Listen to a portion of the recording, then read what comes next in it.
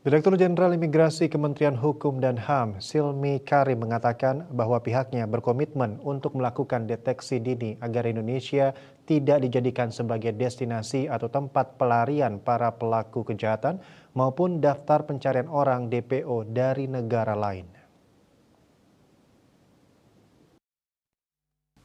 Pernyataan itu disampaikan Silmi sebagai penekanan usai Direktorat Jenderal Ditjen Imigrasi mendeportasi dan memasukkan ke dalam daftar cekal sebanyak 13 warga negara asing WNA asal Taiwan yang merupakan pelaku kejahatan berat di tempat asalnya. Adapun tindak pidana yang dilakukan oleh 13 orang tersebut adalah penipuan, pencucian uang, narkotika, serta melakukan penyerangan di Taiwan. Sebanyak 11 orang di antara mereka telah dicabut paspornya. Ke-13 WNA itu dideportasi melalui Bandara Internasional Soekarno-Hatta dengan maskapai China Airlines CI762 yang berangkat menuju Bandara Internasional Taoyuan, Taiwan pada Kamis 4 Juli 2024 pukul 14.40 WIB.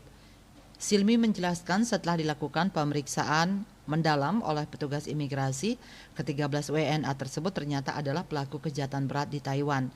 Mereka akan menjalani proses pro justisia di Taiwan.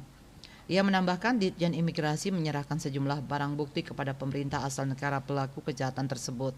Di samping itu, polisi Taiwan turut melakukan pengawalan ketat kepulangan ke-13 orang tersebut. Selain deportasi, mereka juga dimasukkan ke daftar cekal supaya tidak bisa kembali ke Indonesia. Dan pastinya proses hukum di Taiwan sudah menanti 13 orang ini. Kantor Berita Antara melaporkan.